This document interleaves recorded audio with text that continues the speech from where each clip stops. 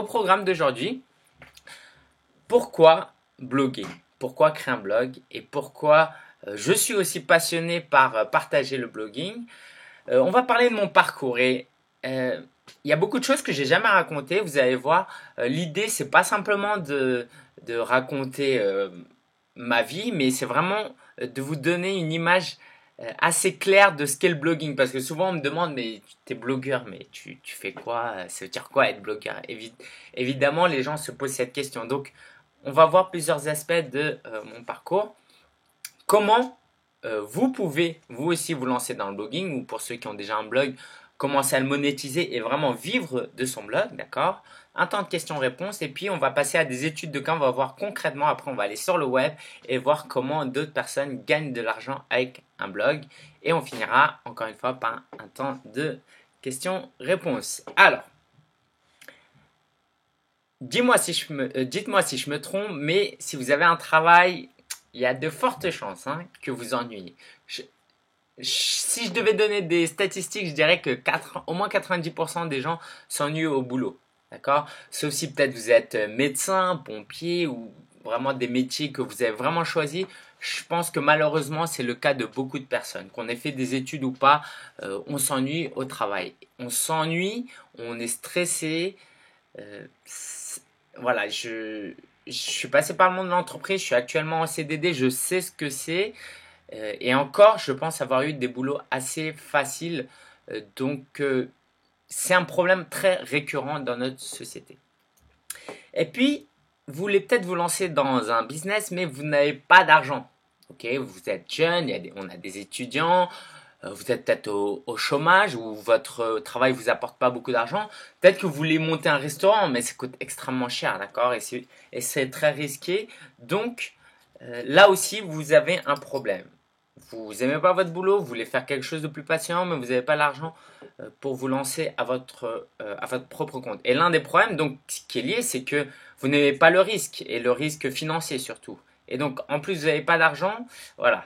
Donc, même si vous avez d'argent, peut-être que vous avez une aversion au risque. Vous n'aimez pas prendre de risque, donc là aussi, ça pose un problème. Et puis, voilà, ce que je disais, c'est qu'on a peut-être des passions. Là, c'est du scrapbooking. Le scrapbooking, voilà, c'est du découpage et on fait des trucs, on les colle. Et il s'avère qu'aux États-Unis, c'est une industrie qui marche très bien. Il y a des blogueuses qui gagnent plus de 10 000, 50 000 euros par an en parlant de leur passion, en partageant, en créant des communautés. D'accord? Et si on y réfléchit bien, tous nos ancêtres, durant des millénaires, ont travaillé dur, ont travaillé dur, ont travaillé dur. Et c'est quoi le résultat aujourd'hui? C'est que on fait des études, c'est bien. On a une vie aisée, plutôt aisée, on meurt pas de faim. Mais on a quand même un travail qui nous passionne pas. On a quand même un métier qui nous motive pas le matin à nous lever. Pourquoi, alors que nos ancêtres ont lutté autant de temps pour nourrir les gens, maintenant on a de la nourriture en abondance, on arrive quand même à une situation où on n'arrive pas à travailler, à vivre de notre passion. Et j'aimerais juste mettre un point ici au clair.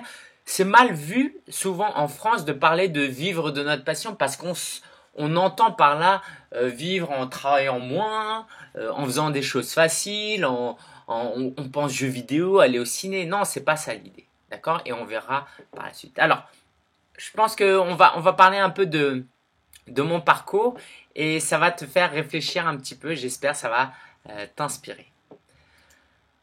Ça, c'était mes colocs quand j'étais en Erasmus en Espagne. Je suis le gars tout à gauche. Là, j'étais bien plus maigre à l'époque. Et donc voilà. En Erasmus, évidemment, bon, j'étais quand même relativement sage, mais bon, fallait bien s'amuser un petit peu. Et voici le résultat que ça donne. Donc, on voit pas mon visage, mais c'est bien moi. En rentrant un soir, j'étais mort.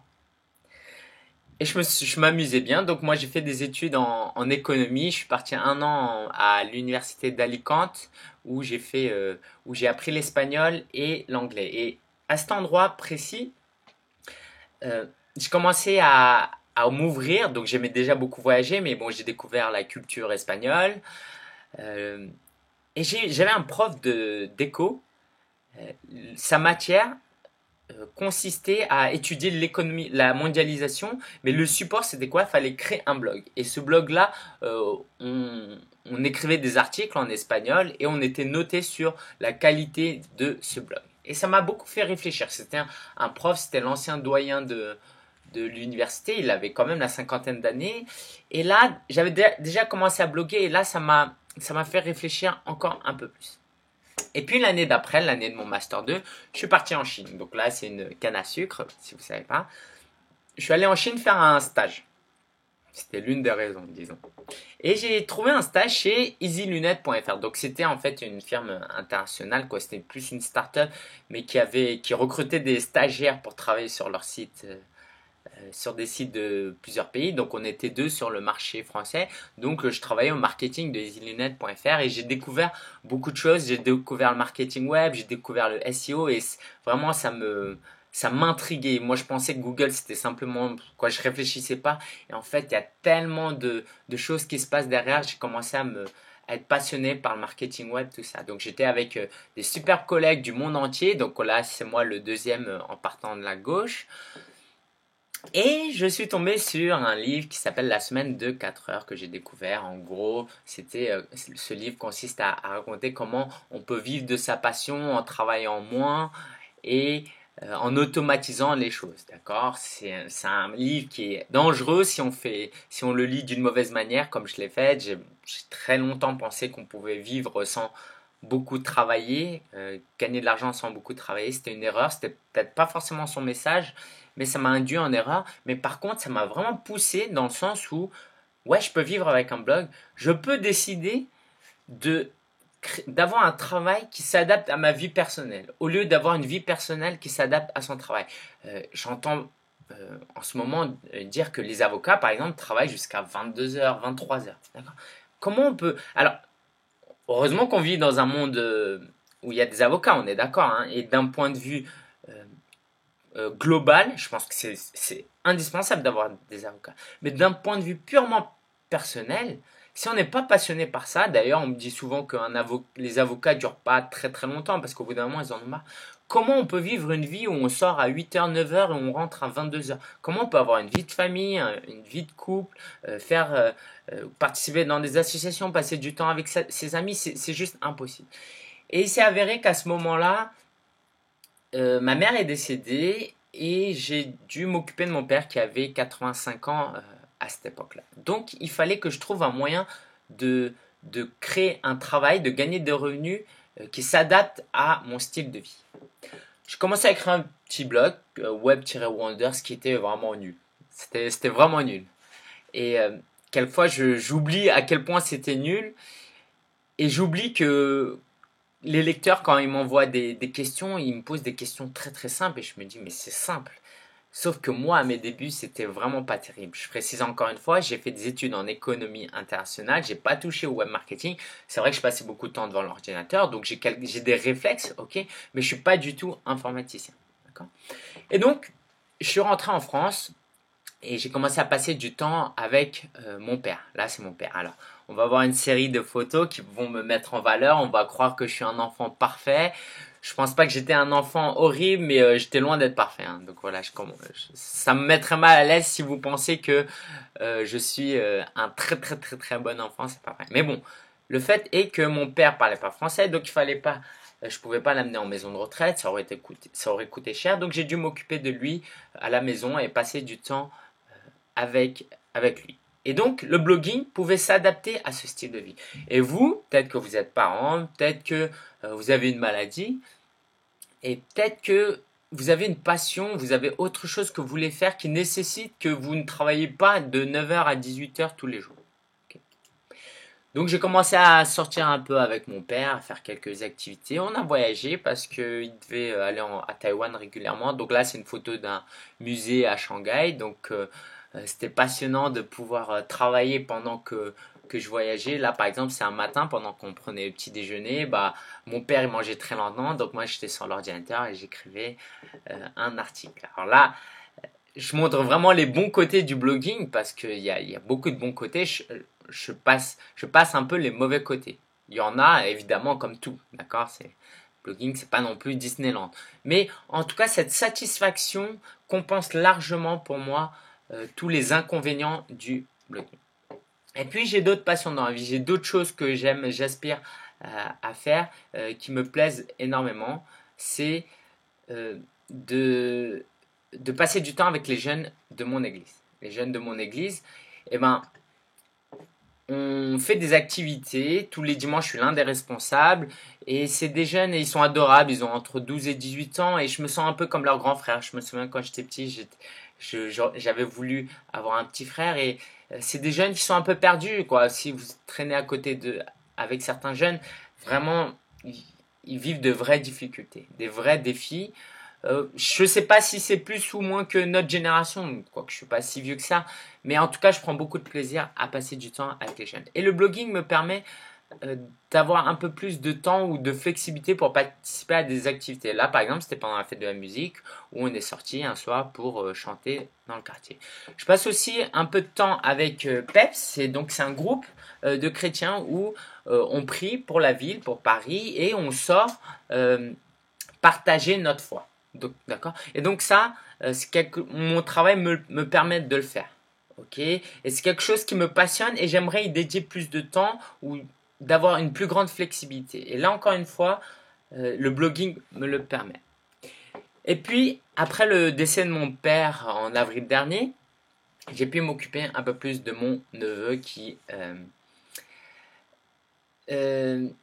mon neveu qui, comment dire, il est en foyer. Il est en foyer, ça fait 1 an et demi, 2 ans, donc je rentre pas dans les détails.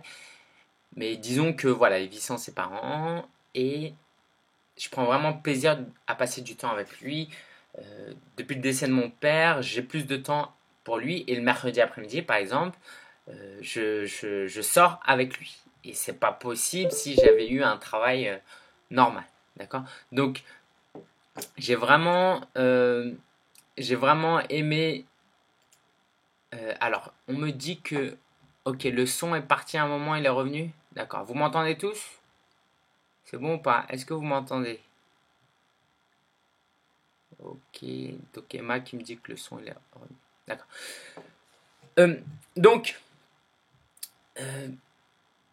forcément, c'est quelque chose qui me tient à cœur. Et de pouvoir passer du temps un mercredi après-midi avec lui, c'est pas donné à tout le monde. C'est pas donné à tout le monde. Évidemment, c'est du temps que je passe à moins travailler, mais au final, je peux me rattraper le soir. D'accord. Et ça, il n'y a pas beaucoup de travail qui me le permet. J'ai d'ailleurs lancé un podcast avec lui. Alors, je ne vais pas rentrer dans le détail tout de suite sur ce qu'est le podcast, mais en gros, on enregistre des émissions où on raconte notre journée. Et je joins l'utile à l'agréable. J'ai créé un blog qui s'appelle parisenfamille.com où je parle de ça. Et donc, je peux passer du temps avec lui. Et ça, pour moi, c'est génial. J'ai aussi un autre podcast que j'ai commencé à lancer l'année dernière sur le solopreneuriat. Donc ça, c'était quand j'avais loué un studio, quoi, un bureau. Donc j'avais là c'était là où j'enregistrais mes podcasts. Et mon travail me permet de passer du temps avec des lecteurs clients. Là, c'est Florent. Là, c'était un autre client pour qui j'ai installé un blog. Et puis, j'ai pu rencontrer aussi des blogueurs que vous connaissez certainement. Aurélien Macaire, ici c'est Julien de parkinggarage.fr. J'ai pu être invité à des événements. Donc là, c'était l'événement d'Orange sur le lancement de la Livebox. C'est vraiment des choses qui me plaisent. J'ai pu partager aussi ma passion. Ça, c'était dans les locaux alors ça s'appelle comment, de l'école des arts et métiers, voilà, Paris. J'ai pu publier un e-book. Alors je me souviens quand j'étais petit, je voulais écrire un livre et donc là c'est un e-book qui est disponible sur Amazon, qui est téléchargé 1 à 2 fois par mois, hein. C'est pas beaucoup, il coûte moins de 3 euros. Mais pour moi c'est vraiment quelque chose d'important de pouvoir partager un message, des conseils et aider des gens. Et puis bon, allez, faut le dire, hein, il y a le côté un peu égocentrique. Oui, je pense qu'on vit sur Terre, on a envie d'apporter quelque chose, de se sentir utile. Et pour moi, c'est très important pour mon bien-être de me sentir utile, de pouvoir produire des choses. D'accord. Un ami à moi a créé un site e-commerce et je l'ai accompagné sur le consulting sur je l'ai accompagné sur la stratégie marketing, donc sur le blog, sur pas trop le design, mais sur les stratégies à mener pour attirer du trafic, sur le SEO. Ça, c'était super intéressant. Et déjà là, j'aimerais vous faire réfléchir sur une chose, c'est quoi? C'est que être blogueur professionnel, c'est pas écrire que des articles. Et vous verrez très peu, à part peut-être les blogueuses mode, mais il y a très peu de blogueurs qui gagnent de l'argent uniquement avec des articles. Donc voilà, j'ai commencé à faire du freelance, du consulting. Donc j'ai été payé à l'heure pour ça. Je commence à gagner de l'argent avec de l'affiliation. On en reparle un peu après. Là en ce moment, je suis le responsable de la communication d'un site qui s'appelle actionvérité.tv. Je crée aussi des sites e-commerce, donc là c'est encore le début, le site n'est pas encore créé, donc c'est un site e-commerce qui tourne sous WordPress, donc là encore une fois c'est un ami pour qui je travaille. J'ai revendu des sites, ça c'est l'un de mes premiers blogs que j'avais eu, que j'ai revendu. Et j'ai pas mal d'autres blogs, donc j'ai créé un blog sur autoecoleparis.org, donc c'est plus un site de niche. Je contribue pour lokita.com qui est un gros site d'information. J'ai mon podcast, j'ai espritvive.com, applegeek.fr, j'ai mon blog perso sur sia.fr. Donc voilà, je suis un serial blogueur, j'ai envie de dire, parce que c'est vraiment quelque chose qui me passionne. Je gagne aussi de l'argent comment? Alors, pour rentrer un peu plus dans les détails, je vends des e-books. Il y a le club solopreneur où il y a un coaching bimensuel, ouais, 2 fois par mois, il y a un coaching en groupe où j'accompagne mes clients à avancer dans leur activité. Il y a les articles sponsorisés, il y a des formations, je fais aussi des vidéos où je gagne un peu d'argent avec grâce à la publicité YouTube. Voilà, je pense qu'on a fait beaucoup le tour, mais encore une fois, j'espère que tu as pu tirer des choses de tout ça et te l'appliquer à toi-même. Tu m'as peut-être pas, on n'a forcément pas la même histoire, mais il y a certainement certaines choses que tu as pu récupérer et t'approprier pour toi-même. Et j'aimerais vraiment que tu les gardes en tête et que tu te dises pas, ouais, mais de toute façon, voilà, moi j'aimerais passer plus de temps avec mes grands-parents, mais c'est pas possible parce que mon travail me le permet pas et puis tant pis, je peux rien y faire. D'accord? C'est possible et j'aimerais pas que tu abandonnes ces idées-là, ces objectifs-là, ces projets-là. On verra par la suite comment le blogging peut t'aider là-dedans. Alors, on va voir maintenant un peu plus concrètement comment on s'y prend maintenant. Ok? Tout ça, c'était bien beau. Maintenant, comment vous, personnellement, vous pouvez devenir blogueur professionnel et vous lancer dans le blogging professionnel. Alors, tout d'abord, il est évident qu'il faut trouver un thème. Ok? Alors là, il y a 3 cercles. Il y a la passion, l'expertise et la concurrence, ou disons la situation du marché. Je ne vais pas trop rentrer dans les détails, mais disons que l'idéal, c'est d'avoir un thème où on est vraiment passionné, où on maîtrise le sujet et où la concurrence n'a pas un impact négatif sur notre activité, où le marché est quand même existant. Alors, en termes plus concrets, vraiment, on le voit bien dans cette image, la passion a le plus grand cercle. Ok? Et donc, le plus grand cercle, c'est la passion. Pourquoi? Parce que bloguer, ça demande de persévérer. D'accord? On n'aura pas des résultats tout de suite. Et on est dans du relationnel. Si là, je ne suis pas passionné par le blogging, je ferai le webinaire comme ça. Alors ici, vous voyez en haut à gauche, il y a la passion. En haut à droite, il y a l'expérience. C'est pas pareil. La forme a une importance et on ne trompe pas les gens. Les gens ne sont pas dupes. Si vous n'êtes pas passionné, si vous faites ça juste par opportunité, ça ne va pas marcher. Donc, si vous faites quelque chose par pure opportunité, ça se trouve dans le cercle d'en bas. Vous voyez que la concurrence n'est pas très forte et qu'il y a un marché.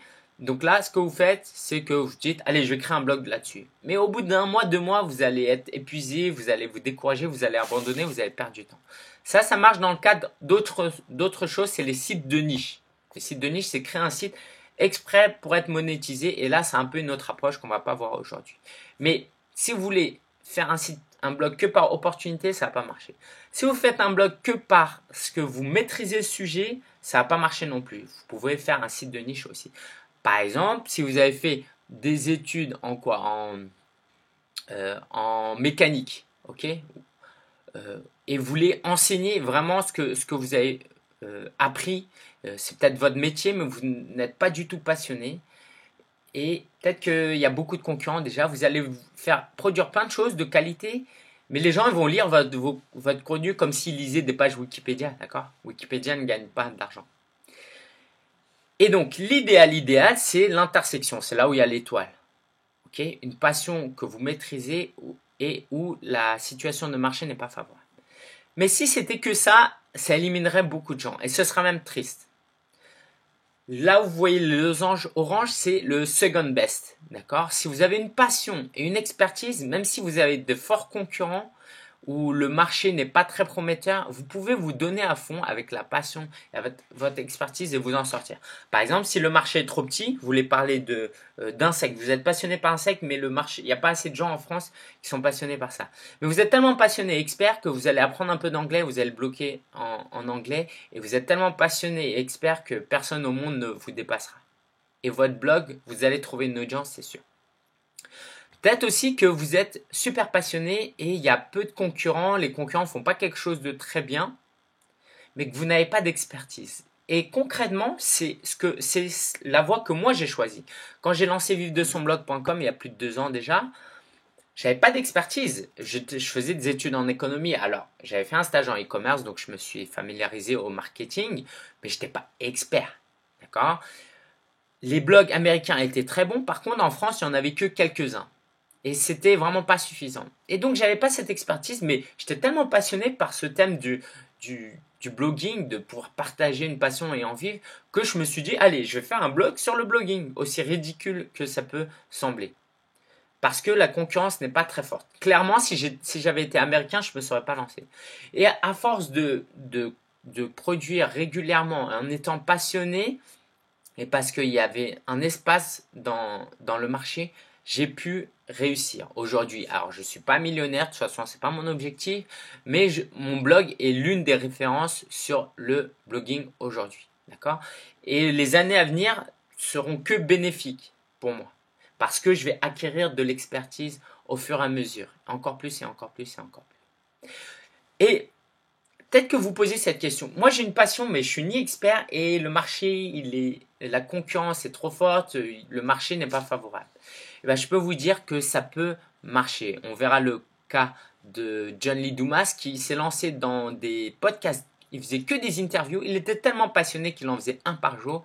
Alors qu'il y avait déjà des concurrents, il n'avait aucune expertise, il a fait du droit et tout, il n'a jamais été journaliste et aujourd'hui il gagne plus de 20 000 dollars par mois, 10 000 dollars par mois. Pardon. Donc c'est possible si vous avez uniquement la passion. Et par passion, j'entends pas avoir un hobby, d'accord? Peut-être que tu as 18 ans et que tu joues 5 heures aux jeux vidéo par jour, ce qui est le cas de 80% des gars, ça ne fait pas de toi un passionné. C'est juste que c'est un moment de ta vie où tu prends plaisir et tu es limite drogué aux jeux vidéo. Ça ne fait pas de toi une passion. Une passion, c'est quoi? C'est si je te disais demain, je te donne 10 000 euros par mois, tu n'as pas besoin de travailler. Bah, qu'est-ce que tu ferais de tes journées? Est-ce que tu créerais un blog sur ça? La passion, c'est quoi? C'est quelque chose quand vous rencontrez de nouvelles personnes et qui vous demandent ce que vous aimez, ce que vous faites dans la vie, vous ne pouvez pas vous empêcher de parler de ça. D'accord? Et notre manière de voir la passion, c'est, et ça on peut l'oublier parce qu'avec l'âge, on nous apprend à être réaliste, à penser d'une certaine manière, mais la passion, c'est peut-être un rêve d'enfant. Moi, quand j'étais petit, je voulais être prof d'allemand même. Alors, c'était pas un rêve, ça n'a pas duré longtemps, mais c'était déjà un signal, d'accord? J'aimais enseigner, être devant des gens et partager. J'aimais aussi, j'écrivais des petits poèmes et je me suis toujours dit, ah, j'aimerais trop écrire des nouvelles un jour. Des nouvelles, ouais, ça s'appelle comme ça. Des petits romans. Et aujourd'hui, je suis blogueur, je forme des gens et je me rends compte que ces rêves-là, ces désirs-là, étaient là pour une raison. D'accord? C'était pas un accident, c'était pas quand un petit garçon par exemple veut être pompier, Mais vraiment, je pense que c'est une signification derrière. Et donc, ne rejetez pas tout de suite vos rêves. Pensez à ce que vous désiriez quand vous étiez petit. Ok. Donc, tout ça dans le but de vous aider à trouver un thème. La feuille de route, comment on devient blogueur professionnel? Alors là, j'ai cité plusieurs étapes, c'est des raccourcis et chaque étape peut prendre beaucoup de temps. Et évidemment, c'est pas forcément de l'étape A, B, C, D, E, d'accord? Il y a des étapes qui se croisent.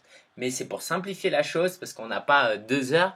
Mais voilà, pour commencer, il faut trouver un thème. Ça, c'est vraiment un gros challenge. Donc, je vous ai parlé de la passion, c'est ça. Prendre un petit peu de temps pour trouver son thème.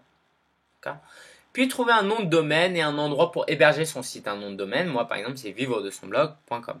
Essayez d'éviter les tirets, d'éviter les .org, .net, même les .fr. Moi je pense que l'idéal c'est d'avoir le .com et le .fr, mais le .com pour moi c'est toujours la référence. Évidemment, si quelqu'un a déjà le .fr et qui blogue dessus et qui fait quelque chose de sérieux dessus, ce serait pas intelligent de prendre le .com.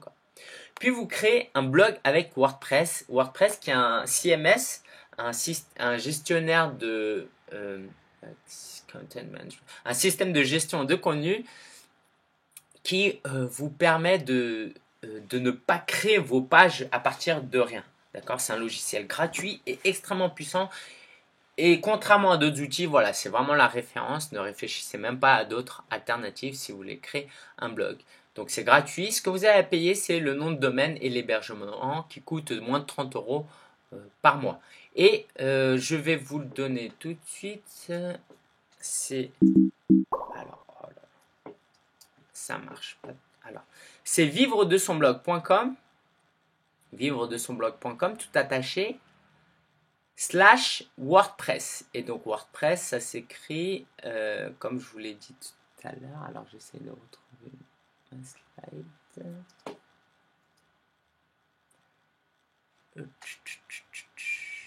Ah, c'est parti, c'est pas possible. Voilà.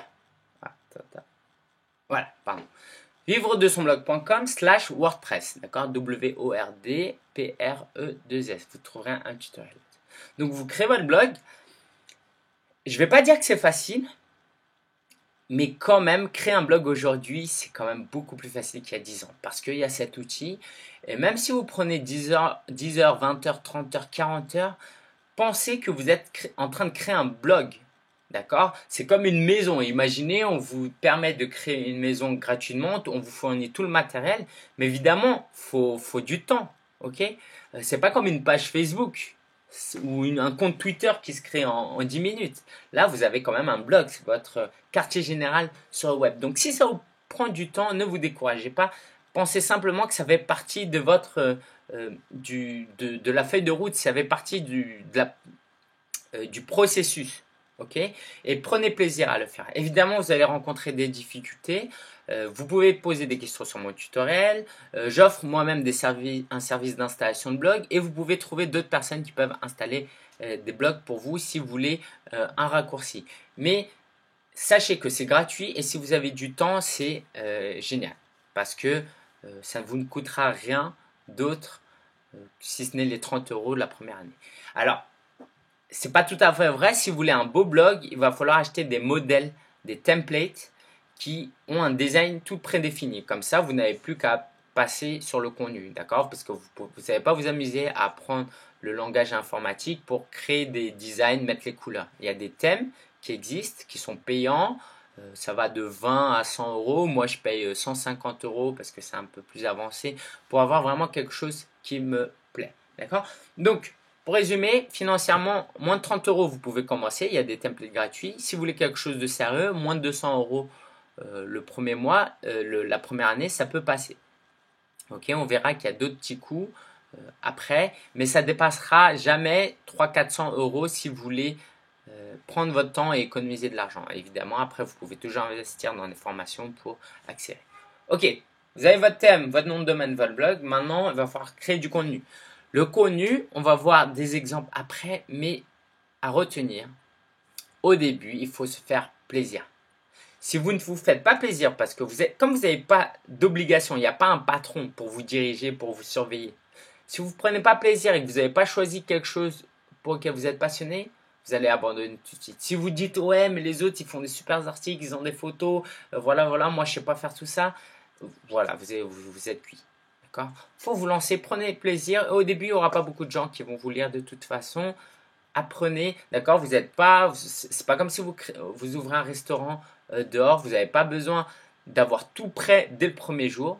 Construisez, d'accord? C'est une aventure. Une fois que vous avez votre contenu, vous allez progresser, vous allez créer du contenu de qualité. Et vous allez pouvoir promouvoir auprès de vos amis, sur votre page Facebook, en écrivant des articles invités chez les autres, en ayant une présence sur les médias sociaux. Tout ça, c'est très important et ça va vous permettre de vous faire connaître parce que ça, c'est très important. Le contenu, c'est bien, vous allez pouvoir recevoir du trafic de Google, mais il va falloir quand même faire des efforts. Okay? Et ces efforts de promotion, parfois on se dit, allez, on va passer 50% de notre temps, 80% de notre temps à créer du contenu et 20% de notre temps à faire de la promotion. C'est bien au début, mais au bout d'un moment, il faudra vraiment axer sur la promotion une fois que le contenu est là, parce que les gens ne vont pas venir automatiquement. C'est très important et ça ne s'improvise pas, donc il faut se lancer dès le début pour apprendre rapidement et se perfectionner sur ça. Les leads, c'est quoi les leads? C'est des prospects. Ok? Donc maintenant que vous avez votre contenu, vous faites de la promotion, mais il faut que vous ayez des prospects parce que on parle de business. Ok? On n'est pas là que pour le plaisir. Et les gens vont pas venir, rares sont les gens qui vont venir sur votre blog, vont lire un article, vont se dire ah tiens, ils vendent un e-book à 50 euros. Ah tiens, ils vendent une formation à 500 euros. Oh bah tiens, je vais acheter. C'est rare, c'est possible, mais c'est rare. Les gens ont besoin de créer une relation avec vous, donc vous pouvez leur offrir un cadeau pour que les gens s'inscrivent à votre newsletter, par exemple. Et donc, ça vous fait une liste de leads, de prospects. Okay? Et donc, ces prospects-là, vous allez pouvoir les chouchouter en leur fournissant du contenu exclusif, en ayant une relation avec eux pour créer une communauté. Ça, c'est très, très important. Et c'est là, encore une fois, où ceux qui n'ont pas de passion vont pas tenir. Parce que si vous êtes là que pour balancer du contenu et acheter, vous êtes dans la même approche que Carrefour, Nike, voilà, qui fait de la pub et qui vous demande d'acheter. Le blogging, c'est pas ça. Ok, ça marchera pas. Si vous voulez faire ça, il y a des sites e-commerce, vous pouvez faire ça. Mais là, c'est pas ça. C'est de créer une communauté. Et une fois que vous avez une communauté, c'est comme une bande de copains. Et quand vous allez faire des produits de qualité, ils vont vous les acheter parce que c'est dans leur intérêt et ils savent que ça vous apporte quelque chose. Donc, il va falloir créer le produit maintenant. Il y a d'autres moyens de gagner de l'argent, j'en parle plus tard. Mais si on veut vraiment devenir blogueur professionnel, il faut lancer son produit. Ça peut être un e-book, ça peut être une formation, un service de coaching, de consulting, de freelance. Mais il va falloir créer un produit, quelque chose qui vous permette de gagner 100, 200, 300 euros par mois, tous les mois au début. C'est très très important.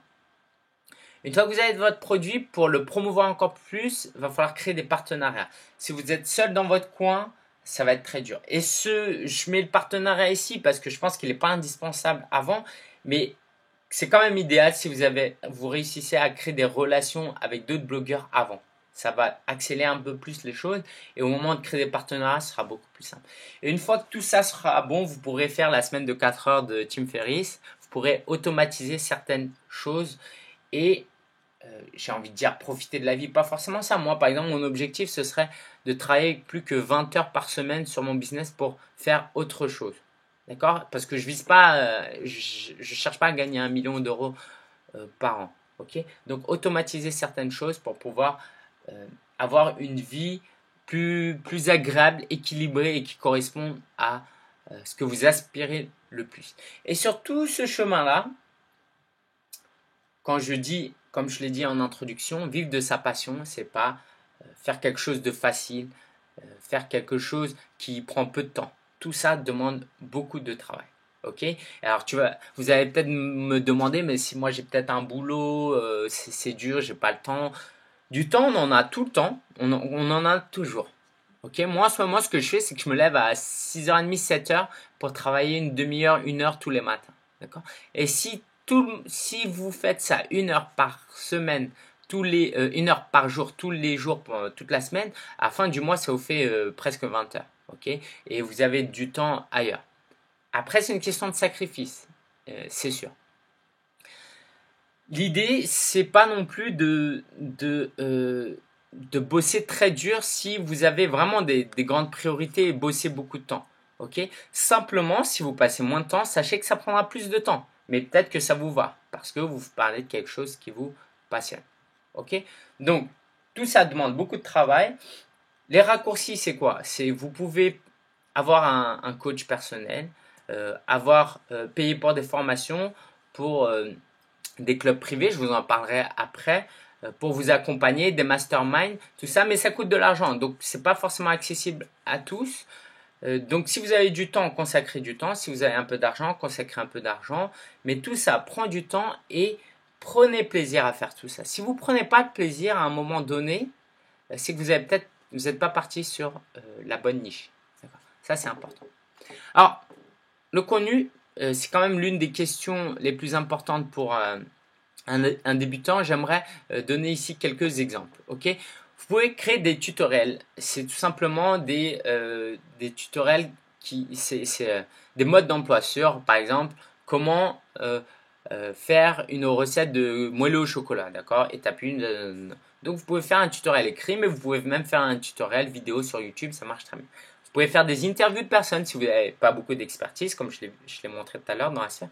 Faites des interviews de personnes écrites, commencez par écrit. Après, vous pouvez faire via vidéo, via podcast, ça marche aussi. Vous pouvez faire des infographies, c'est ce genre de schéma qui vous montre certaines données en un coup d'œil. Vous pouvez voir plein de choses. Vous pouvez faire des études de cas, un peu comme un journaliste, ou raconter votre propre expérience. Vous pouvez faire des tests de produits, des revues de sites, des revues, des tests de lieux touristiques si vous voyagez. Vous pouvez aussi faire des sortes de reportages, d'accord, vidéo. Aujourd'hui, vous prenez un iPhone et vous faites quelque chose. On a de la chance parce que dans 10 ans, ce sera plus le cas. Mais si vous faites un contenu de qualité moyenne sur la forme, ça va être très bien vu parce qu'il y a peu de concurrence, d'accord? Donc profitez-en. Prenez votre iPhone, essayez de ne pas trop trembler et puis vous pouvez faire quelque chose.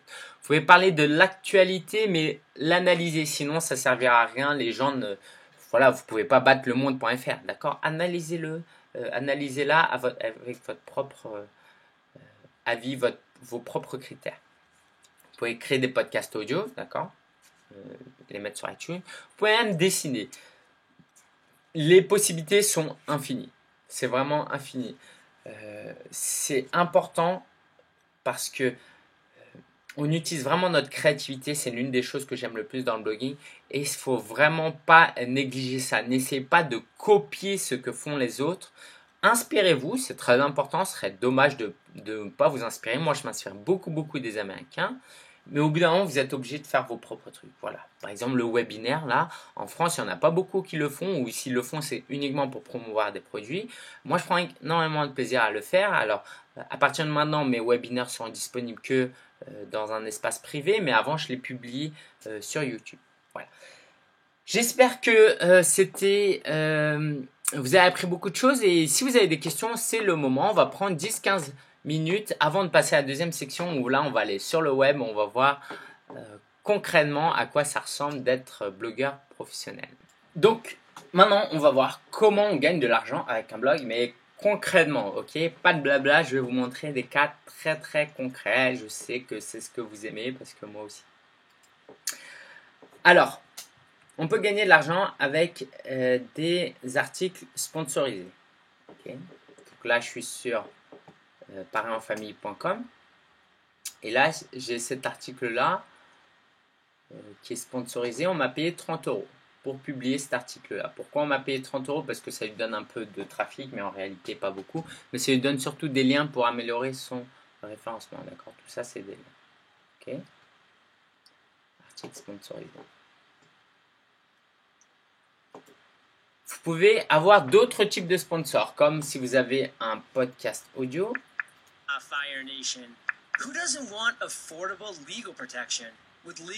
Donc là, il fait la promo de LegalZoom et après, il fera la promo de 99 Design et après, il lance son interview. Et c'est ce gars-là qui gagne plus de 10 000 $ par mois. Et chacun de ses sponsors pour un épisode, je crois, je ne sais pas si c'est 500 $, non, ou c'est 100 ou 200 $, juste pour un épisode, parce que ces épisodes sont téléchargés par des dizaines de milliers de personnes. Comment on peut gagner de l'argent aussi via l'affiliation? Et c'est un aspect très important, j'en parle dans l'épisode numéro 43 du podcast. solopreneur. Là, j'ai créé un tutoriel, donc celui dont je vous parlais tout à l'heure, sur comment créer un blog. Et donc, dans ce tutoriel-là, je mets des liens vers One and One, qui est le site qui héberge mes... c'est celui qui héberge mes sites. Ok. Donc, il y a un tutoriel là, vidéo de 20 minutes, d'un quart d'heure que j'ai réalisé, où je montre pas à pas comment je fais, et j'ai la retranscription écrite pour faciliter. Donc c'est vraiment quelque chose de qualité. J'en ai vu pas mal et c'est bien référencé. J'en ai vu pas mal sur le blog et il y en a peu qui sont aussi complets. Ok. Voilà, j'ai d'autres vidéos là et j'ai des gens qui peuvent me poser des questions. Et donc comment ça se passe? Comment je gagne de l'argent? La personne vient, se dit ouais, comment je crée un blog? C'est quoi ça? Il recommande One and One, c'est quoi? La personne clique dessus, atterrit ici. Et si elle prend ce pack-là, par exemple, je touche 10 euros. Si elle prend ce pack-là, je crois que je touche 30 euros. Et en cumulé, c'est ce qu'on appelle des revenus passifs, ça peut m'apporter beaucoup d'argent. D'accord? Si je vous montre, par exemple, ce mois-ci,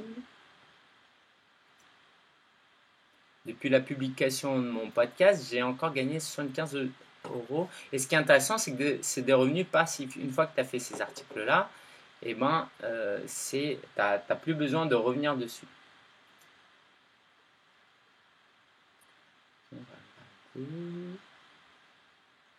Donc là, c'est que à travers TradeDoubler. Hein. Je gagne des commissions d'affiliation via Amazon aussi un peu, via ClickBank, mais là, c'est que TradeDoubler. Et donc, on peut voir que via eux, je suis déjà à près de 1400 euros et que ce mois-ci, je suis à 200 euros. Et ça, c'est des revenus passifs. J'ai passé du temps, maintenant, l'argent vient automatiquement. Okay. Donc, alors, techniquement, qu'est-ce qui se passe? C'est que quand toi, tu cliques dessus, moi, je mets un lien spécifique qu'on m'a donné en tant que partenaire, en tant qu'affilié. Quand toi, tu cliques dessus, tu as un cookie, un petit logiciel, pour faire simple, qui va dans ton navigateur. Et quand tu achètes, après, au moment de payer, ils vont vérifier sur ton navigateur, sur ton site, si tu as un cookie. Et si tu as un cookie, il va se dire, ah, mais qui a été la référence? Et s'ils savent que c'est moi, eh ben, ils vont me donner de l'argent comme ça. Ok. Et donc, avec One and One, je suis à, je crois, 1600 euros.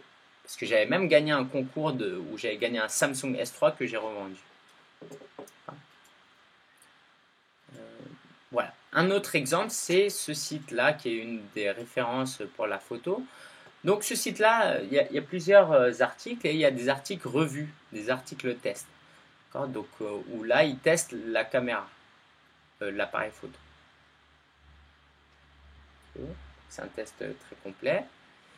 Et à la fin, une fois que tu as tout lu, ou même avant, certainement, j'ai pas fait gaffe, tu peux cliquer sur ce lien-là. Et ça va t'emmener où? Ça va t'emmener sur Amazon. Et si tu achètes, ça va sur les 1146, il va toucher 5%. 5%, c'est 60 euros. Mais non seulement il touche 60 euros, mais il touche 5% sur tous tes achats que tu vas effectuer dans les 48 heures. Donc peut-être que tu ne vas pas acheter cet appareil photo, mais tu te dis, ah bien, tant que je suis là, je vais m'acheter un livre et va toucher 5 euros comme ça. Et donc ce test-là, cette revue-là, elle va être présente sur le web. Si tu arrives à bien l'indexer, tu vas avoir du trafic régulier souvent sur ton site. Okay. Un autre moyen, c'est le freelance dont je parlais. Voilà, moi je fais la promo de ce site, je me suis fait connaître un petit peu. Donc eux, je les facture parce que c'est une association et que je veux donner un coup de main. Je facture 450 euros par mois pour m'occuper de leur communication. Donc je gère aussi un petit peu le site et la page Facebook. Okay. Donc ça c'est très important parce que si tu t'attends à gagner beaucoup d'argent via l'affiliation et en vivre, c'est vraiment pas le bon moyen. Si tu décides par exemple de te lancer à plein temps dans le blogging, c'est important de faire du freelance, de gagner de l'argent via des clients et une relative grande somme d'argent. D'accord? Si tu as une expertise, évidemment. Sinon, c'est un petit peu plus difficile, c'est sûr. Mais il faut trouver un moyen de te satisfaire financièrement. Il ne faut pas te lancer dans le blogging à plein temps et vivre du RSA. C'est très difficile. C'est ce que j'ai fait un moment parce que la retraite de mon père me le permettait. Mais c'est très difficile. Happy Love, c'est une des clientes à moi pour qui j'ai créé son blog, qu'elle a bien travaillé depuis, hein. Elle offre du coaching amoureux. Ok, elle est psychologue et donc elle offre du contenu gratuitement. Et puis après, si elle t'intéresse, si la qualité de ses articles te convainc, et ben tu peux lui demander, voilà, service de love coaching. Je sais pas combien ça coûte. Avant, c'était 50 euros. Non, même pas. Maintenant, peut-être qu'elle facture un peu plus. Donc, t'imagines si tu arrives à un truc à 50 euros et tu as 10 clients par semaine, ça te fait 500, ça te fait 2000 euros par mois. Okay. Et comment tu peux arriver à ça? Par des articles de qualité, en attirant du trafic. C'est ce qu'on appelle du marketing de contenu. Donc, les gens te connaissent, font confiance à ton contenu, ils aiment ta personnalité et puis là, ils ont peut-être des problèmes et ils veulent faire appel à toi pour un coaching plus avancé. Tu peux aussi donner des formations. Là, c'est l'un de mes mentors, hein, Cliff Ravenscraft, qui donne un cours sur le podcasting et ça coûte que 500 dollars. Je sais que ça fait beaucoup, mais là, on parle de business, d'accord? Les gens qui investissent 500 dollars, après, ils s'attendent à gagner plus. C'est pas simplement pour le plaisir. Ok, donc si tu veux t'inscrire, c'est 500 euros. Tu as un forum, tu peux lui poser des questions, tu as des cours, tu as des vidéos, tu as plein de choses. Un autre pour gagner des abdos. Voilà, tu as des vidéos d'entraînement, tu as un e-book, tu as des bonus et ça te coûte 97 dollars. Ce qui est intéressant là-dedans, c'est qu'une fois que tu as créé le produit, que tu as galéré, tu le laisses là et les gens peuvent acheter régulièrement sans que toi tu aies à intervenir parce que tu passes par un système où ils payent et reçoivent le contenu et ils reçoivent le e-book et tu n'as plus rien à faire. Évidemment, ça a l'air très simple comme ça, je n'ai pas dit que c'était facile, mais c'est très simple et c'est ça qui te permet aussi d'avoir un style de vie agréable, contrairement à un restaurant où avant je voulais avoir une librairie, là où on vend des magazines et tout. Là, tu dois être en présentiel, d'accord? Tu peux pas t'absenter. Et ben là, tu peux, il y a même des gens le week-end, la nuit, qui achètent tes formations. Tu peux créer des sites, des clubs privés, comme je le fais aussi. Et moi, je fais partie de celui-là où lui, par exemple, il donne des cours. Il y a un forum. Voilà, il y a un forum ici. Tu as des cours en vidéo, d'accord? De très bonne qualité. Tu as du contenu, tu as un forum. Et donc, lui, il facture maintenant 30 euros, 30 dollars par mois. Et donc, imagine que tu es 100 élèves qui payent 30 euros par mois. Ça te fait 3000 euros par mois tous les mois. Si tu fais bien ton boulot, hein, ça ne veut pas dire que c'est facile et que tu n'as rien à faire après. Tu peux vendre des e-books. Lui, il vend des e-books. Tu vois, il a un très bon blog, très connu. Et donc, quand tu vas acheter, ben voilà, 58 dollars. Pareil, ça coûte rien un e-book. Évidemment, ça coûte le temps de le créer, mais tu n'as pas à l'imprimer, tu n'as pas besoin de le stocker. Ça se délivre en ligne, tout est automatisé, c'est juste super. Le même de plateforme University, Michael Hyatt a aussi des livres. D'accord? Voilà, juste pour te montrer. Je te disais ça tout à l'heure, tu peux vendre tes sites. Okay, tu peux créer un blog et puis finalement tu dis je suis pas si passionné que ça, je vais faire autre chose. Et ben tu peux le revendre. Voilà, donc là j'ai passé en revue pas mal de choses. Il y a la publicité, donc je te disais tout à l'heure, ça je t'ai montré aussi quand tu regardes les vidéos, les publicités au début, ça me rapporte 20 à 30 euros par mois tous les mois. Donc à la fin de l'année, ça te fait quand même 300 euros. Okay. Donc voilà, on va prendre un bon quart d'heure là pour répondre à toutes vos questions par rapport à tout ce qu'on a vu. J'ai pas passé en revue toutes les techniques de monétisation. J'ai un autre replay. Alors non, c'est comment? Je suis désolé avec mon nom américain.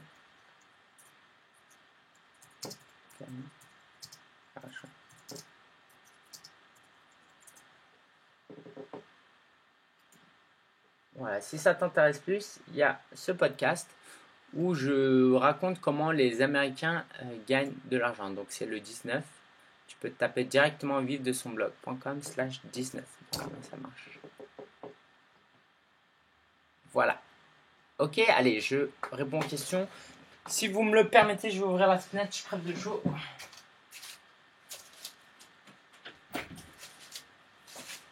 Ok, à vous de jouer. Alors, Loïc, tu dis qu'il est important de proposer un cadeau pour chouchouter les gens et pour augmenter son nombre d'abonnés à sa newsletter. Mais que faire quand aucun cadeau en rapport avec le blog de test par exemple, ne peut être offert? Offrir un cadeau, ça peut être très simple. Ça peut être un e-book de 10 pages où tu cites des ressources. D'accord? Tu peux créer une vidéo tutoriel ou sur un contenu. Là, par exemple, le webinaire, là, je vais l'enregistrer. Il sera disponible uniquement pour ceux qui s'inscrivent à ma newsletter. Donc, j'ai pas besoin de recréer du contenu. Je suis juste en train d'enregistrer là. Et je comprends pas trop le principe du blog test. Si tu veux juste faire un blog test, bah écoute, dans ce cas-là, tu peux proposer ce que je t'ai dit. Ça prend pas beaucoup de temps. Ou sinon, tu proposes, hein, comme ce que je fais en ce moment. Regarde. Mais ça va forcément convertir moins. Ah là, je l'ai enlevé. D'accord. Normalement, il est tout en haut, mais tu peux le voir sur le côté. Sur Apple Geek, j'ai fait encore plus simple, mais évidemment, ça convertit moins. Tu peux pas t'attendre au même résultat. Là, ne rate aucun article chaque semaine, 2 articles de Kalina et tu t'inscris là. C'est pas très convaincant. Sur Apple Geek, voilà, je dis recevez tous les. À chaque fois que je publie un article, reçois-le directement par email. Okay, c'est pas très très convaincant, ça marche, mais c'est clairement pas l'idéal. Voilà. Mario, pour faire un article sur un dig like, peut-on utiliser un article de son blog? Est-ce efficace pour amener du trafic? Alors les dig like, bon, on va aller directement sur dig. Je comprends pas exactement pourquoi tu veux mettre des articles sur les dig like. Qu'est-ce que ça t'apporte au final? D'accord? C'est ça qui est important. Au final, si tu publies des articles là, qu'est-ce que ça t'apporte? Et si ta question c'est est-ce qu'on peut recopier le texte? Alors, non, on ne peut pas parce que ça crée du contenu dupliqué. Dig ne va pas te l'autoriser. Parce que Google, s'il voit qu'il y a un contenu copié quelque part, il va pénaliser ce site. C'est pour vraiment caricaturer. Hein. Google n'est pas derrière chaque blogueur en train de nous surveiller. Mais Dig ne voudra pas de ton article. Parce que c'est la même chose. À la limite, tu peux le customiser. Okay, mais encore une fois, je t'invite à réfléchir sur l'intérêt de publier un article sur Dig. Ah oui, Mario, c'est Carton Récup, le site de meubles en carton. Ephraim me demande, il y a aussi l'extension SEO Quake pour vérifier les statistiques de son blog et celui des autres. Ouais, ça me dit quelque chose ça. SEO Quake, c'était pour une question d'avant. Extension, voilà, SEO Quake. Merci Ephraim. Alors Florent me dit, mon premier article a été lu 3800 fois depuis l'ouverture du blog il y a 6 mois. Donc c'était sur le soja. Ok, tu peux mettre le lien si tu veux Florent, je vais le montrer. Mario me demande, j'en profite comme je t'ai en direct pour te remercier pour toutes les infos que tu nous apportes. On sent que tu es vraiment patient. De rien Mario, c'est vraiment un plaisir. Ephraim me dit, tu peux nous donner quelques erreurs fatales à ne pas commettre pour le référencement de son blog? Oh, fatal, c'est un peu dur. J'ose ou pas? Allez. Aurélien Macaire, il a un blog qui s'appelle bloguer.tv où il fait des vidéos. Donc c'est très bien. Il attire des gens sur... au moins qu'il ait changé. Hein. Mais il attire du trafic sur sa page YouTube, mais pas directement sur cette page-là. Parce que là, il a très peu de texte, il a qu'une vidéo. D'accord? Il y a très peu de texte. Il ne va pas obtenir du trafic directement. Il a mis une vidéo. C'est une très bonne question. Hein. Il a mis une vidéo. Il n'a pas mis de texte. Donc là, en fait, ça marche bien parce qu'il a déjà un public. Mais si tu fais des vidéos, il va falloir absolument que tu fasses un résumé, une transcription résumée de ton contenu pour que Google indexe ton contenu. Parce qu'il ne peut pas deviner l'objet de ta vidéo. Quoique si, mais bon, je ne rentre pas dans les détails. Donc il y a ça, j'ai envie de dire. D'erreur fatale, il n'y a pas d'erreur. Ah si, de ne pas utiliser de plugin. Faut utiliser un plugin pour avoir des informations sur ton article. D'accord. Donc, ton article, ce que tu vois sur un article, c'est ce que le lecteur voit, mais il y a des informations que Google a besoin de savoir. Je ne rentre vraiment pas dans les détails, mais il faut utiliser des plugins comme celui-là. Voilà, Efraim. Florent me demande, les lecteurs veulent souvent une version papier en plus de l'ebook. Que penses-tu de l'auto-édition? Bah moi, j'auto-édite. Je suis super fier de ça.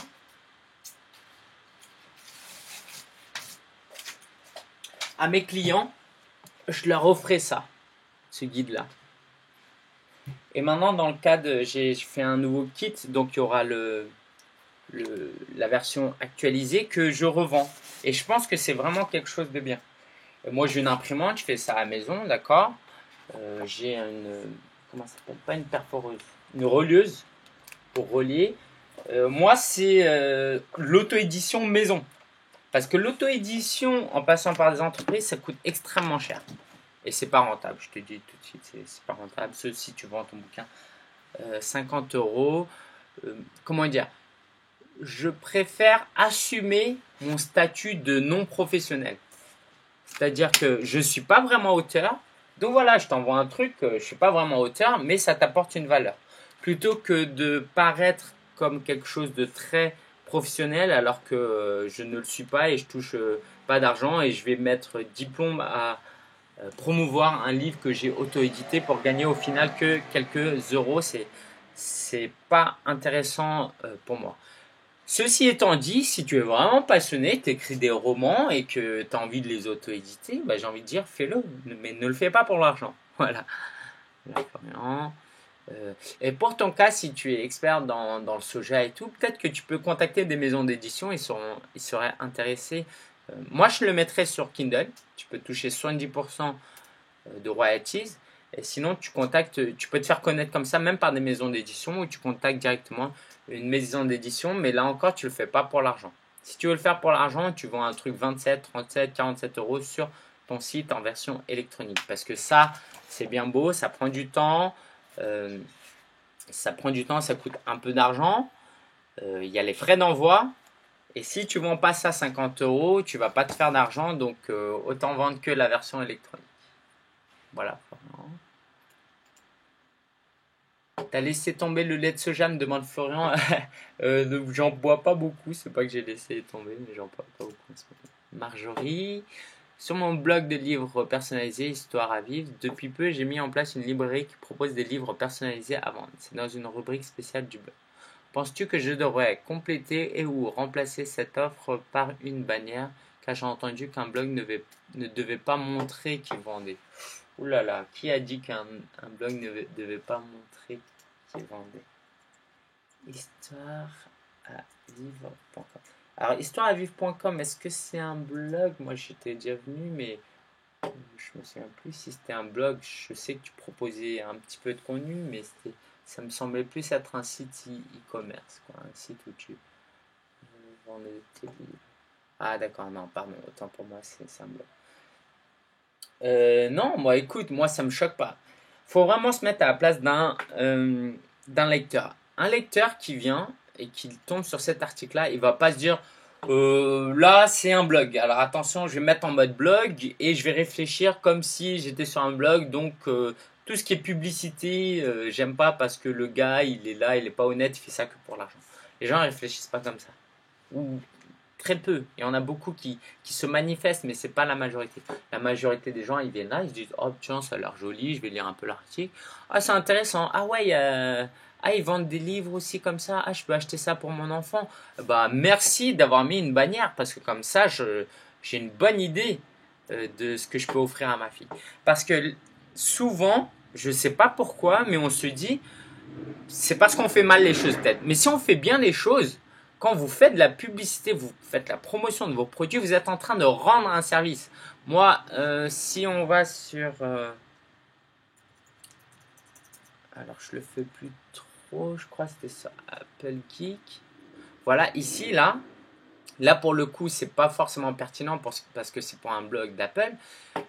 Mais je suis en train de rendre un service. Si quelqu'un lit cet article et se dit ah, j'aime bien son blog. Ah, mais moi aussi, j'aimerais bien créer un blog. Ah, il propose des services. Ah, bah, génial. Ok. On n'est pas en train d'arnaquer les gens. Quand vous achetez, le boulanger accepte votre euro pour le pain, il se dit pas je l'ai arnaqué. Il n'y a aucun mal, d'accord. Vous n'avez pas changé de trottoir parce que sur ce trottoir il y a une boutique.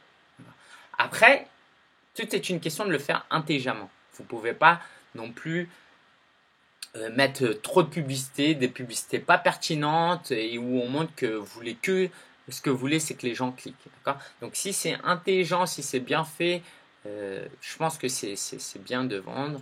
Et puis voilà, si ça peut augmenter ses ventes, c'est vraiment important. Donc n'hésite pas à mettre une bannière en plus de la page dédiée. Ephraim, ouais, ok, pas de souci.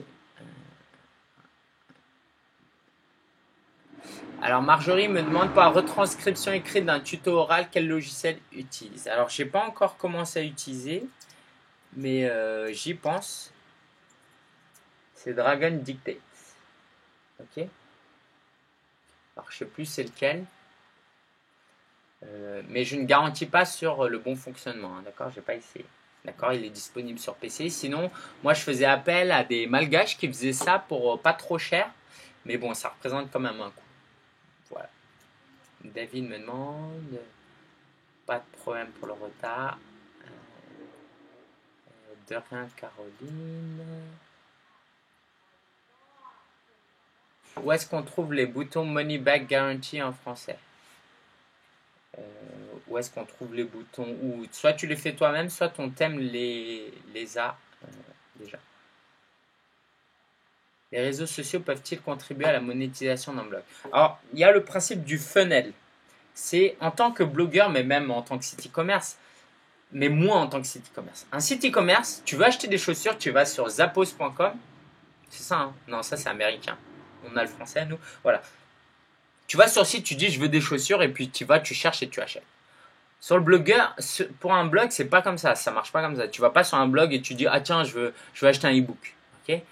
Il y a un cheminement.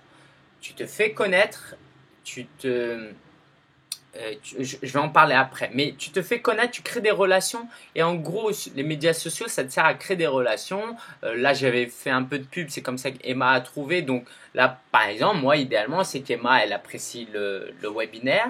Après, peut-être, elle va rejoindre la page Facebook, elle va voir ce que je produis, elle va consulter mes articles. Et un jour, elle va se dire, ah bah tiens, il a un e-book, j'aimerais bien l'acheter. D'accord? C'est ça l'idée. Donc, dans ce sens-là, les réseaux sociaux peuvent contribuer à la monétisation d'un blog. Si demain tu vends un e-book, une formation et que tu veux utiliser la publicité Facebook pour promouvoir, tu peux aussi. Mais dans ce cas-là, il faut que tu budgétises cela. Ton e-book que tu voulais vendre à 17 euros, tu ne pourras pas le vendre à 17 euros parce que tu vas faire de la pub. Il va falloir que tu le vendes à 25 euros et comme ça, tu peux te permettre de payer pour faire de la pub. Voilà, Samuel. Non, Florent, Samuel me demande comment trouver des blogs en rapport avec le thème d'une autre. Très simple, si tu as un blog sur quoi? Bah, sur l'origami. Ok, tu vas dans outils de recherche, alors dans plus, blog, et tu cherches comme ça. Voilà. Sinon, tu as e-buzzing, classement. D'accord. Donc, tape e-buzzing classement et dernièrement, tu as le Golden Blog Awards. Donc voilà, après là, il y a les catégories. Et là aussi, tu as les catégories. Et tu peux regarder. Voilà, Samuel. Y a-t-il un jour ou d'heure d'envoi optimal de la newsletter, Florent? Faut tester. Moi, je préfère le matin et pas le week-end. Guillaume, en échange de l'adresse email, tu parlais de cadeaux. Quel type de cadeau peut-on proposer? Tu parlais d'e-book, mais avant d'écrire un e-book, comment convaincre nos visiteurs de s'inscrire à la newsletter? Alors, peut-être que c'est pas clair. En gros, c'est si tu veux mon e-book, il faut que tu t'inscrives à ma newsletter. C'est ça l'échange. D'accord? Alors, je relis ta question. Donc, ah oui, d'accord. Donc, avant d'écrire un e-book, comment on peut convaincre? Tu peux dire, voilà, si tes articles sont vraiment de qualité, tu leur dis, cache comme il le fait lui. Social triggers. Si vous voulez être tenu au courant des nouveaux articles et de contenus exclusifs, inscrivez-vous à la newsletter. Lui, il propose rien d'autre. Okay. Mais pour que ça marche, la qualité de tes articles doit être très très bonne. Personne va s'inscrire. Tout le monde s'en fiche de recevoir tes prochains articles si la qualité n'est pas au rendez-vous. Ok? Il faut vraiment que tes articles soient de qualité. Ok. Emma me dit, quand tu dis que tu gagnes de l'argent à travers les liens que tu mets, est-ce l'entreprise qui est venue à toi ou toi qui as proposé à l'entreprise? En général, pour l'affiliation, c'est moi qui vais chercher l'entreprise.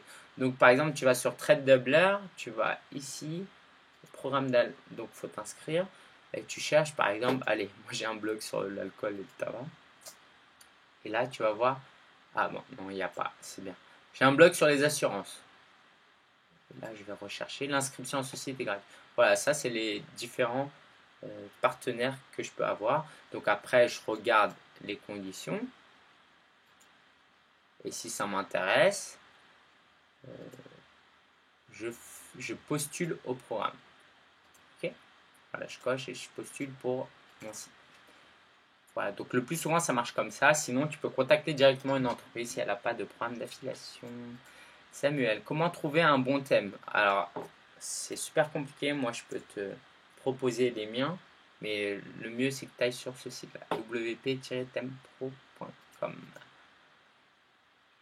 Marjorie va mettre une bannière. Ok, vas-y. Christine me demande, l'arnaque, c'est quand le vendeur ne conseille pas bien et cherche à vendre son produit à des personnes qui en ont pas besoin. Bah voilà, ça, c'est pas une approche de blogueur, normalement. Faut être vigilant.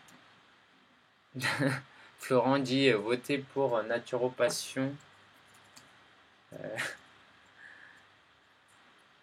sur les Golden Blog Awards. Donc vous pouvez aller sur ce site si vous voulez et vous votez ici. Moi je crois que j'ai déjà voté pour ça.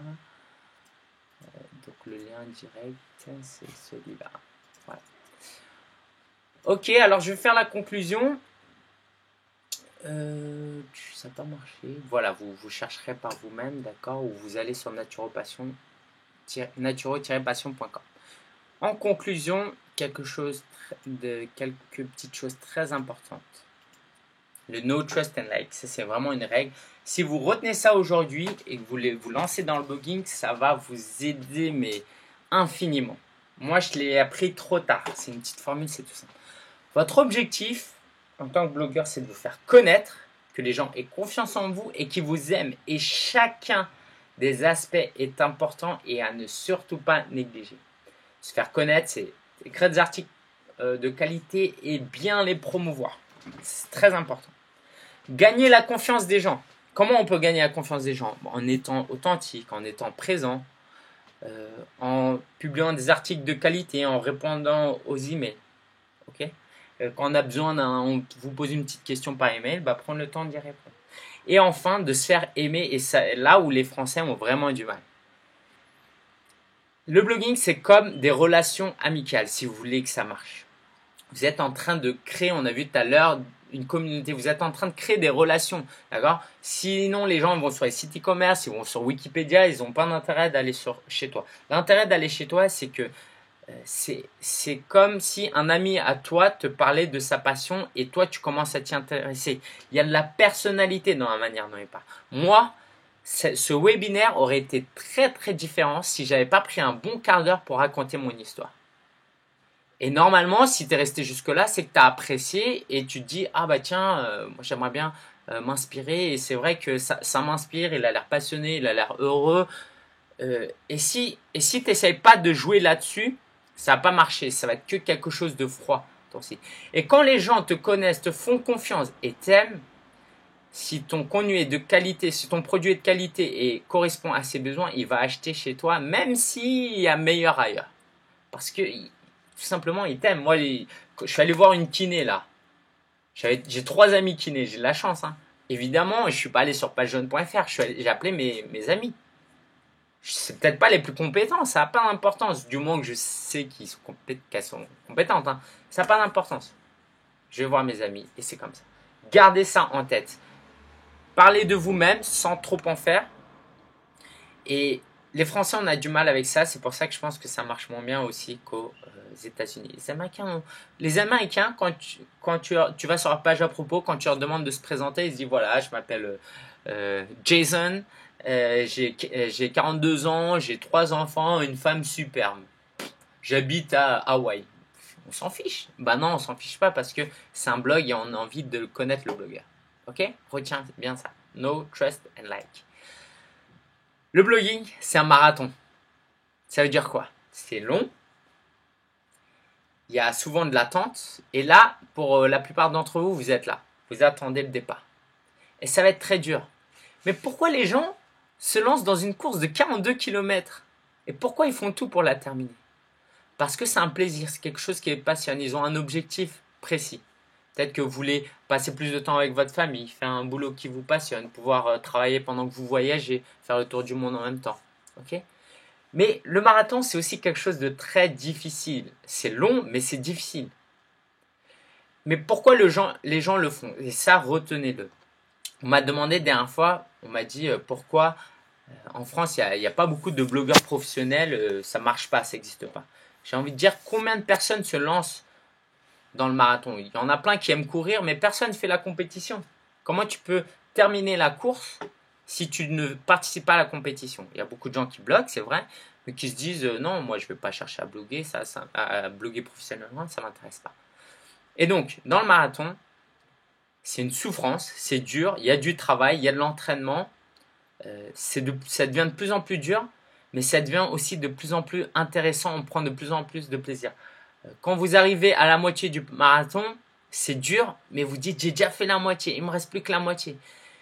Et la difficulté n'est pas un frein à votre objectif, à votre envie. Et ça marche que si vous êtes passionné. Vous ne pouvez pas demander à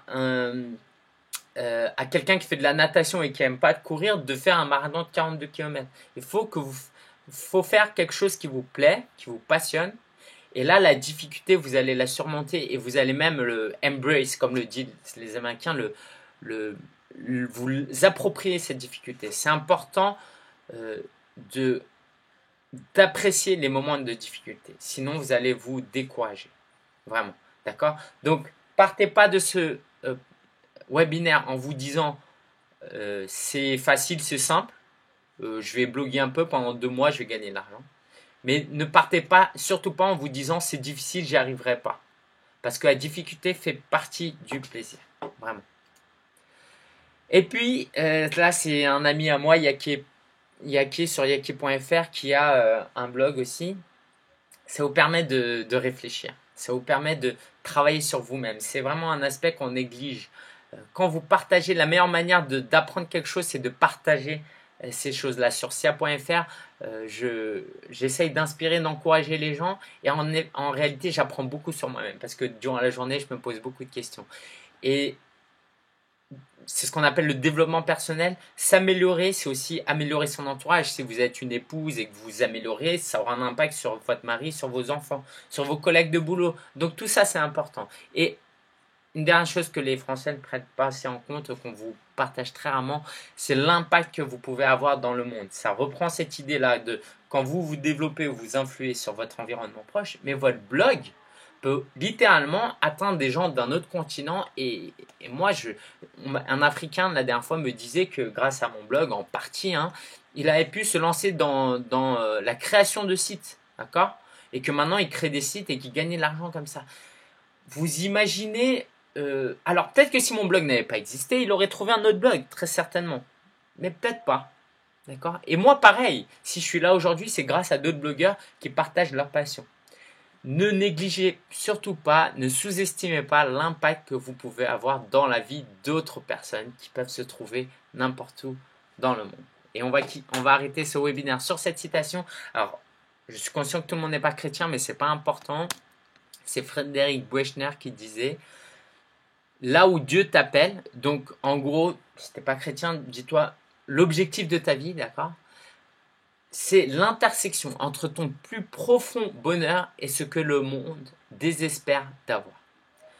Moi, mon profond bonheur, là où je trouve un bonheur dans ma vie, c'est de partager ma passion, du blogging. Moi, je rêverais, comme les Américains arrivent à le faire, comme certains arrivent à le faire, d'encourager les gens. J'aimerais que les 20 d'entre vous, vous créez vos blogs et que vous viviez vos blogs un jour et que vous partagez à votre tour cette passion avec d'autres personnes et que plus de personnes puissent vivre de leur passion et être plus épanouies dans la vie.